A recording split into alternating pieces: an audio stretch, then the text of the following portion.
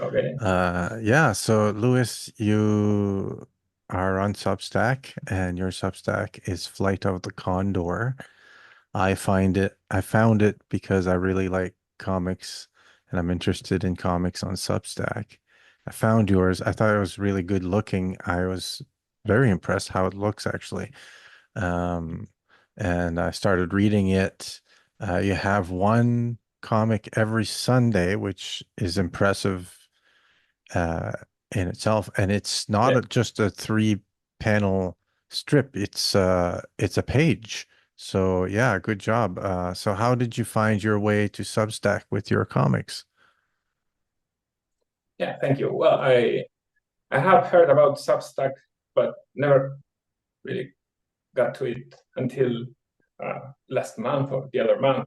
But I always had the idea of having a newsletter, but never felt I could uh, make something uh, make something attractive of it. I never thought just me thinking about comics or commenting things or writing about comics would be of any interest to anyone until I came up with the idea of writing a comic strip like the old newspaper comic strips that were a page of uh, a self-contained story. You know, I always wanted to write short stories and make short comics that uh, were a few pages long or I never thought I could make a superhero comic that was uh, just one page long. But when I realized I could manage to somehow do it, I I thought it was the moment to start a newsletter and offer that. Yeah, well, it's a great offering. It's a great idea. I'm glad you did because every Sunday I enjoy looking at these. And like for instance, the one from October 6th, I was so impressed by. Um, A Flight of the Condor for October 6th. And it's your character, the Condor, I believe. His name's the Condor, right? Yeah, it's the Condor. Yes, it's Yeah. thank you. It's a comic I have been drawing for like I don't know, maybe 4 or 5 years. I started uh, the idea of the Condor as my way of drawing Batman because I always wanted to draw Batman, but I I thought if I waited until DC called me, it would never happen. So uh, I started drawing. I tried to make it. I also tried to uh, since I was going to do it myself, I thought it would be a good idea to do the things that a standard Batman comic could not do. For example, uh, uh, tell the whole story of the character until it's dead. Hmm. So I started few years ago and published it on Amazon. Didn't give it uh, too much. Never thought too much about uh, how to promote it. Never I have never been good at promotion, so I just made volume one, put it there, made volume two, and so on. I think I have 6 volumes. I'm working on the final one, the seventh one, in which, spoiler, the Condor dies, which I think is not something that DC would do because they would uh, stop.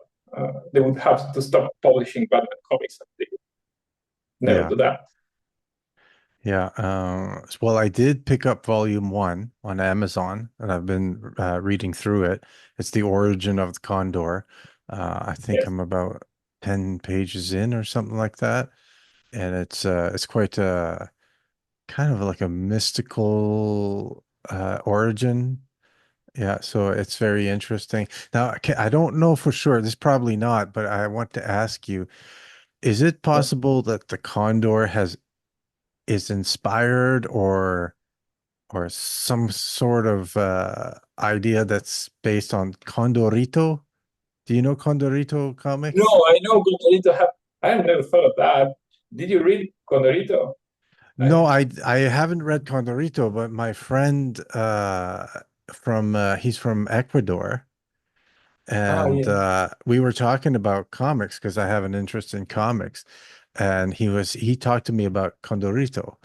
And so I was interested in that. Obviously, they're all like in a language I can't read, but I did look at Condorito. It's like a kid's comics, a little bit. It reminds me a little bit like in the vein of like Asterix, like the Belgian comics, kind of large format. Uh, Yes, but it's not. It's Condorito was very famous when I was a kid. I don't think it's popular anymore. It was made, I think, it was made by a Chilean cartoonist. yes, exactly. It Yeah. was more like humor, and Yes. not so much for kids. As I remember, the kind of humor it was. It wasn't suitable for kids. Oh, That's how I remember it. okay, But okay. me and my friends read it anyway, and it was fun. But no, it wasn't. My Condor was not inspired by Condorito. Okay, okay. Because I thought maybe, uh, because the idea of taking a like a cartoonish character and like making him grown up and creating a new origin. I thought but it has nothing to do with Condorito. No, well, it's a good idea anyway. Yeah. No, it's a good. It has. It So sounds the like someone should do that. Yeah. So okay, I didn't think so. I figured I'd ask. So let's t tell us about the Condor. How would you describe the character to somebody who's never read him and is interested? In the character, I think it's like a Batman, but who the character is a man who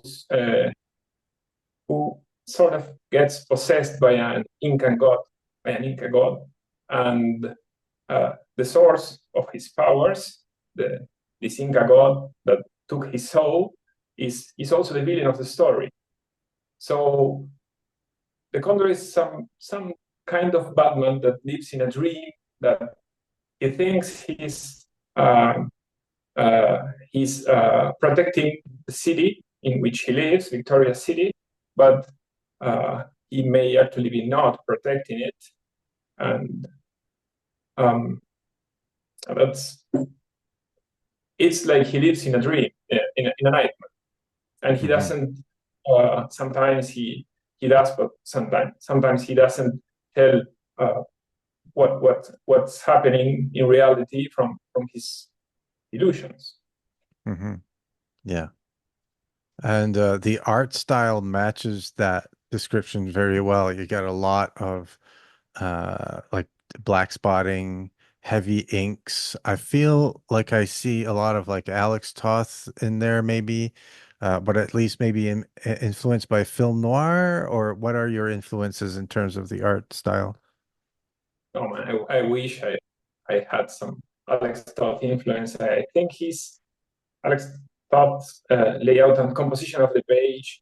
You need an amount of talent to try to imitate that I don't think I have. I did inspire myself in Tim Sale, Oh yes, okay, that makes and sense. um, and that's it. I remember when I was young, I wanted to draw like Joe Quesada, but later I found Mike Mignola's art, uh, something like I could imitate to a little extent the use of blacks, shadows, the composition. That I have been trying with time to learn. I have been reading books on composition, on storytelling, uh, which I didn't do when I was young. I think that's a mistake, but that's how it is.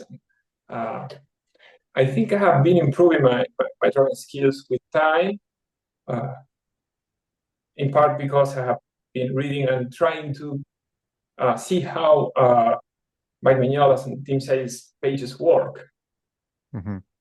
and also drawing a black and white book. Uh, it the color doesn't distract you. The strips in my uh, newsletter are in color, but uh, the all of the comics that I have published, the six volumes are in black and white, and that it lets you think more of the composition. And it it's like color doesn't distract you. So that's that's how I've been doing it. Yeah.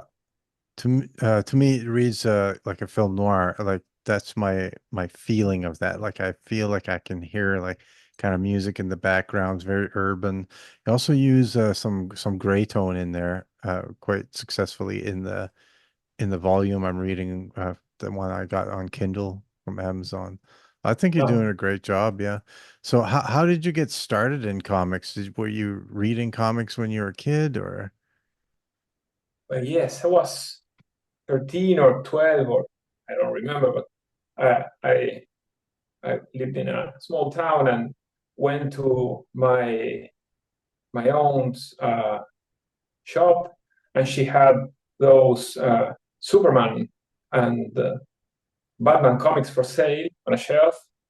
There were not many. There were Spanish translations of these comics, and I remember the first comic I bought. I think it was Superman by Jerry Ordway.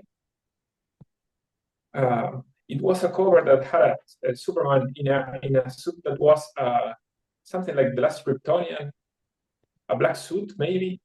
You Hmm. remember that? Yeah. Uh, I don't remember the story that much, but I do remember that I thought uh, what Well, I remember that I thought that did he have the long hair back then?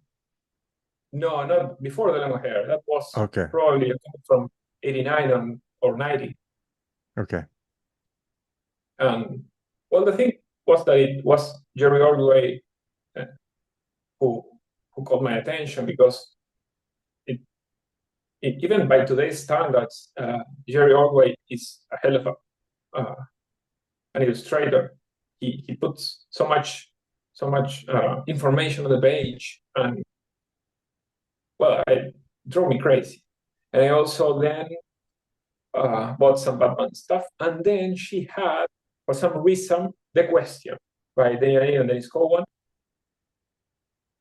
and that's what made the click for me. Uh, that's when I knew comics were something worth worth reading because it was mature and it was also intelligent and I don't know.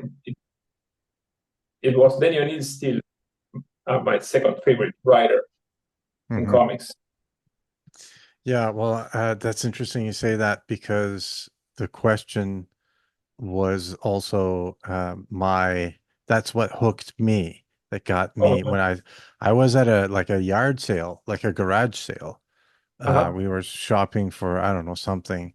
I'm from a very small town in Eastern Canada, and we would go to different sales where people were selling their things. And there was one comic, it was the question number 23 or something, and it was the question in his blue, trench coat, Yes.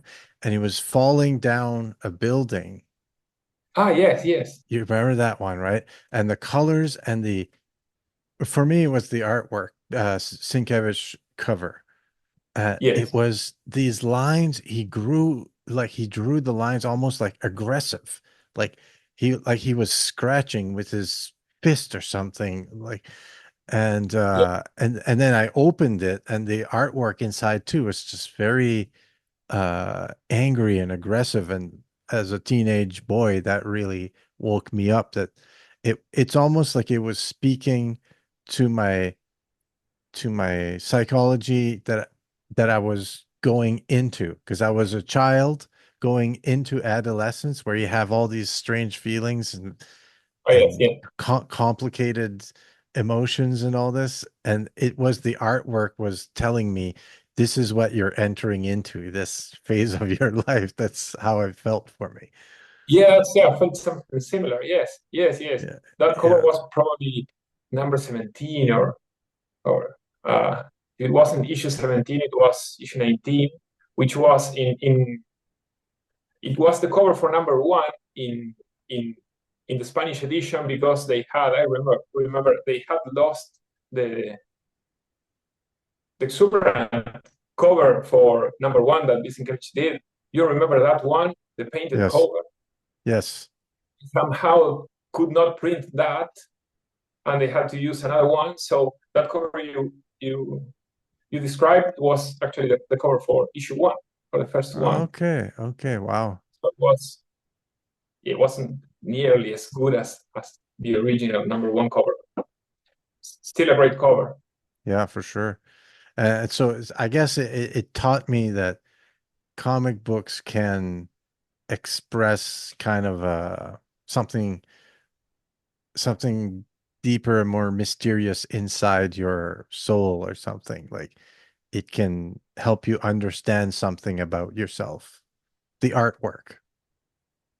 Yeah, completely. Yeah. Yeah, the art was so chaotic and aggressive, as I said, but also mostly in my case it was Denny O'Neill's scripts.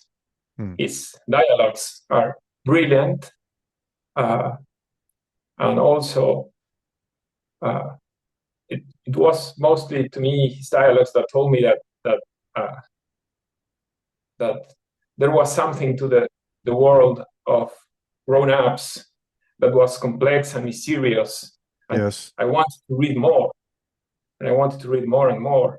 Yeah. And comics were not now, but when I was a child, they were hard to find, and I could only get those few 5 or 6 issues at my own shop, and then uh, I had to chase them over the years. The rest of them still haven't gotten all of the 36 original issues. Still have to read some of them, but the ones I read, uh, I don't know how to describe it, but yeah, it's the thing that got me into comics as an art form, as a way of saying something, and as a way of seeing the complexity of the world. Hmm. So what are some are you reading comics now these days? What are some that you think are still are exciting you still? Yeah, I am. I am reading right now. I'm reading Usagi Yojimbo, Oh yeah. first issues. I got uh, a collection of the first issues from Fantagraphics, and I think it's a good reading. It's light. It's I don't know. It's strange because it looks like comics for children, but there is a lot of death, and it still looks like a happy comic. You know what I mean? Hmm. It's lighthearted, Hmm. mysteriously. And also, I'm rereading Church and State, Volume 1, Hmm. Cerebros. It's the only volume I have of Cerebros. I have to, I think I'm going to finish rereading it and get Volume 2. And then I should also have to read the previous volume, which is what even Dave Sim recommends to start, which is I don't know, I don't remember the name of the Church and State, and well, the previous one. But Uh High Society? High Society, that's it. Yes, Yeah. yes, I should have started there, but somehow I started with Church and State, Hmm. and I think it's a difficult comic, but it's rewarding. Mostly Hmm. uh, uh, the way it's the way the pages are designed. It's I don't know. It's like a modern Will Eisner, you know. Hmm. it's it's complex and it's fun and sometimes it's weird, just weird. Hmm. Uh, what I'm reading Nice. nowadays. Nice. Yeah, good stuff. Yeah, I've been reading a lot of Tintin lately. Uh, What? Sorry? Tintin? Do you know Thank you. Tintin? Yes, I read your letter, your newsletter on Tente, Yeah. and yes, Hergé. I didn't know it was his initials, his Yeah, name. yeah, I didn't either. I didn't know that. Yeah. So I've been reading that a lot, and I hadn't read it since I was a child, and now I'm like Oh, rediscovering the beauty of it. Just now I can now I'm starting to make comics. Now I can really see how brilliant it is, right? Back when I was a child, I was reading and I was enjoying it, but now I can see the genius behind it, you know. yes. Yeah, it's Yeah, like it's discovering all over again. yeah, I think it's the beauty of art is the more you know, the more you study it, the more you enjoy it. Exactly, yeah. Yeah. That's yes. Uh, yeah, I read your analysis of Hergé's style, and uh, I don't know. I remember something that caught my attention, but I forgot. But um, Hergé,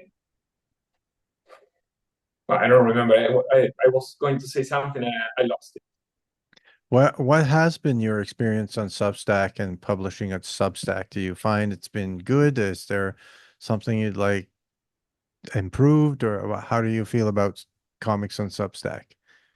Oh, very good, very good. I have been there in Substack for what 1 month and a half, or 2 months, and so far I have received a lot of good feedback. I have been able to publish my strips uh, in a way that it would have been impossible.